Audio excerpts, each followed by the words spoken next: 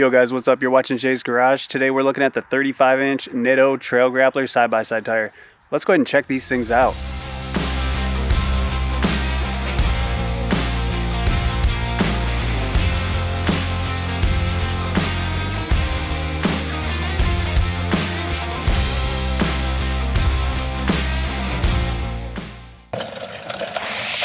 Alright guys, so I got the Nitto 35-inch side-by-side tire on my machine.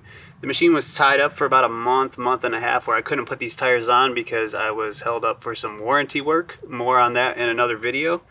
Today we're focusing on the first approximately 200 miles on these tires. So first off, I want to cover why I picked the Nitto instead of something else for my Turbo R 4-seater.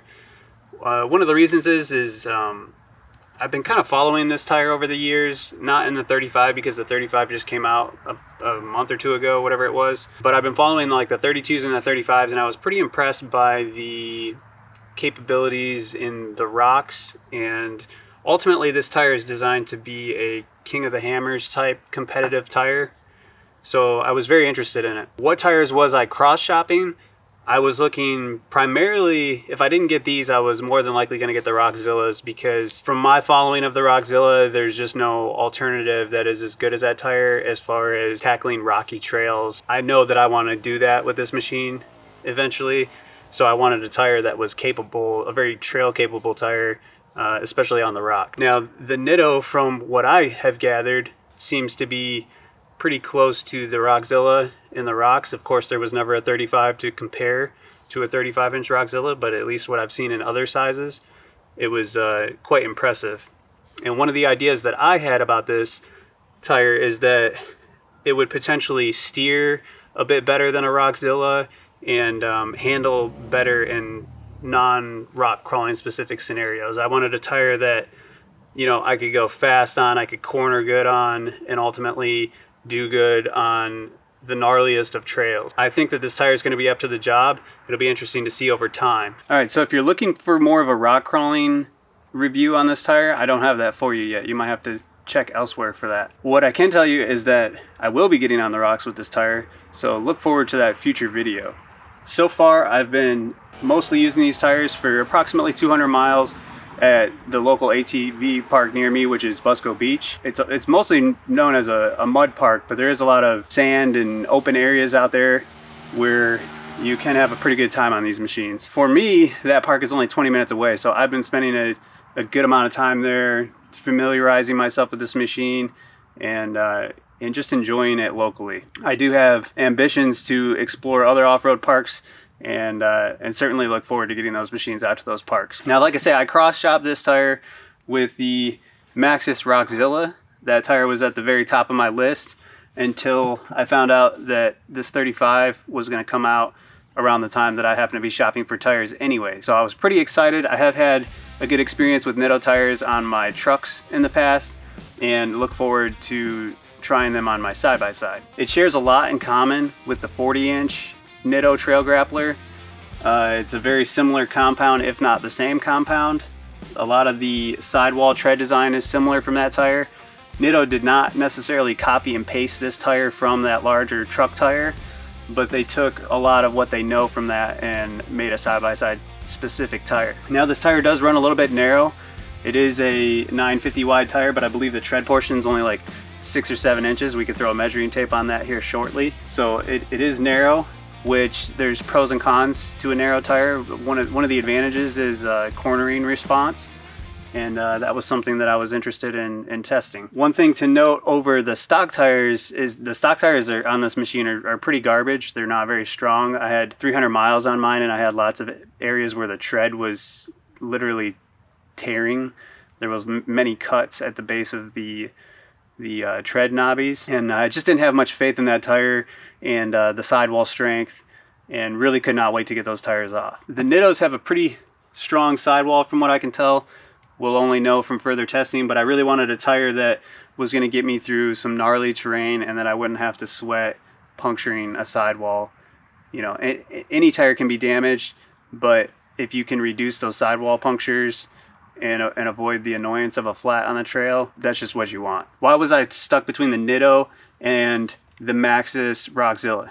Well, like I said, I want a tire that's good on like hardcore rock trails. The Zilla, I mean, as far as I'm concerned, there's no arguing that that is the best tire for rocky trails. I think the Nitto is very close with that tire. So to me, this was a tire that I had to try. And like I say, I think that the high speed capabilities and cornering capabilities of this tire will surpass that of the Zilla.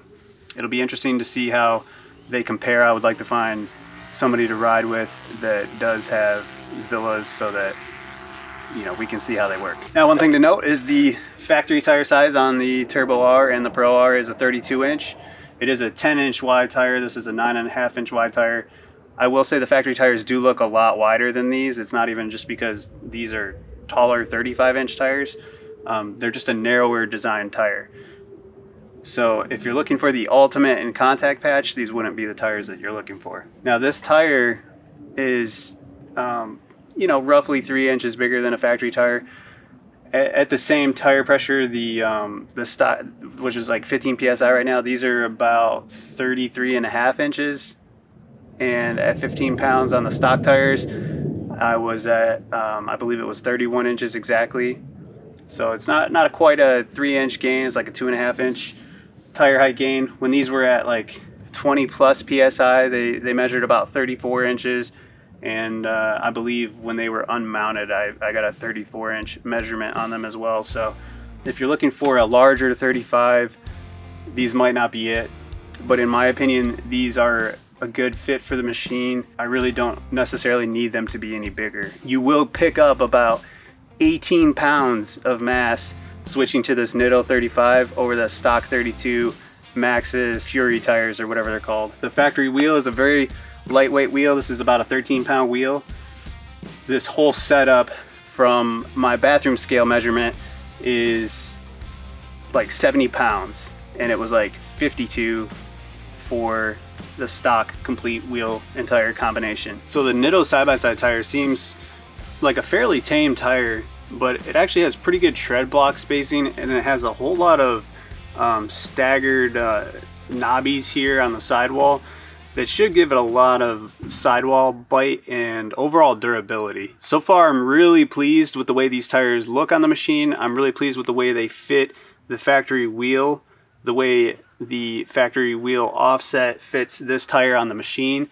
I'm overall quite happy with it. I'm pleased to see that they fit so well on this wheel because I really don't want to make this machine any wider, and I hope to keep, when I switch to an aftermarket beadlock wheel, I hope to keep the same offset and wheel size on this machine and not add any extra width or strain to the components from having that offset. Let's go ahead and talk about how it performed. First off, how does the Turbo R 4-seater handle the larger and heavier tire? As far as the stock clutching goes, it engages good enough for me at this point. I've been pretty heavy on the throttle ever since putting these tires on there, and the machine seems to handle it pretty well. It still gets the RPMs up really well, around like 86, 8700, somewhere in that neighborhood.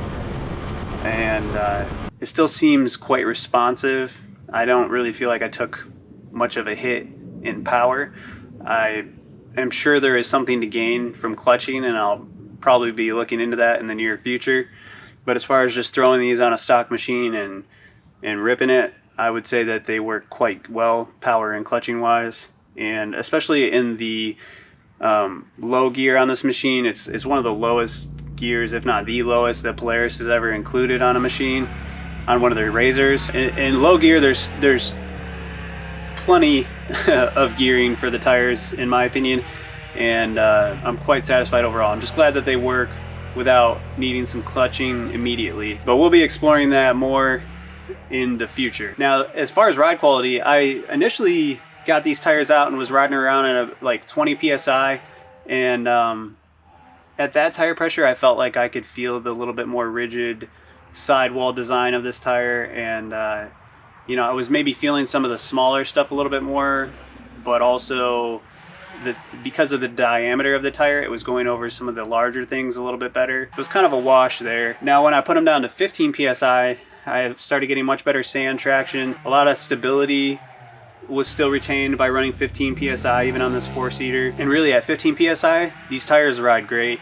They soak up a lot of imperfections in the trail. They land pretty well on when you jump it. They just do really well. They feel good. They have good bite. Like I said, I've been mostly riding in like sandy kind of conditions, not quite like dune sand, but more like, I guess like desert sand is what's out at Busco Beach. And they do pretty well out there. I mean, of course, there's a lot of tire spin. It's sand, but as far as a skinny tire like this goes, that's not necessarily designed specifically for sand, I would say that they do quite well in that environment. Cornering feels well. The machine just feels stable. The extra weight of the tire, I haven't really felt so much in the suspension. When the suspension does droop all the way out, when you jump the machine, I'm not feeling anything like harsh when the shocks bottom out as far as droop goes, so I'm pretty satisfied with that. I am starting to get these tires broken in. These corners are starting to round over a little bit.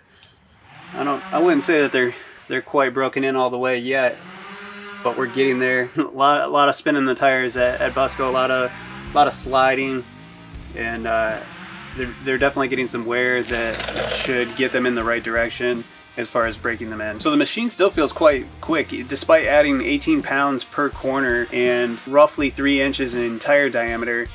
The machine still feels very playful. The 35s just honestly feel appropriate for this machine. I feel like I have better capability to drive over things on the trail and not worry so much about hitting my control arms and other parts of the machine. It helps a lot with the long wheelbase. It's a 125-inch wheelbase, and really I just don't think that, you know, if you want to cover some harsher terrain, you really just have to have 35s, if not larger, on these machines. I think 35s is a good place to be though, as far as like machine playfulness and handling and, you know, putting power to the ground and stuff like that. If you were to be like more low speed, difficult trail only, you may consider something like a 37. For me, I think the 35 strikes the balance. I really like the way the tire looks on the machine. So far I have no regrets on picking this tire. It feels like a durable tire. It handles well. I really look forward to getting it on more types of terrain because I've only had it in a little bit of mud and a lot of sand at this point. And it works. It's a good working tire. Alright guys, I hope you enjoyed that first look of the Nitto Trail Grappler 35-inch side-by-side tire. If you like this video, please give me a thumbs up. If you want to see more from Jay's Garage, hit subscribe. Until the next video guys, I'll see you around. Peace.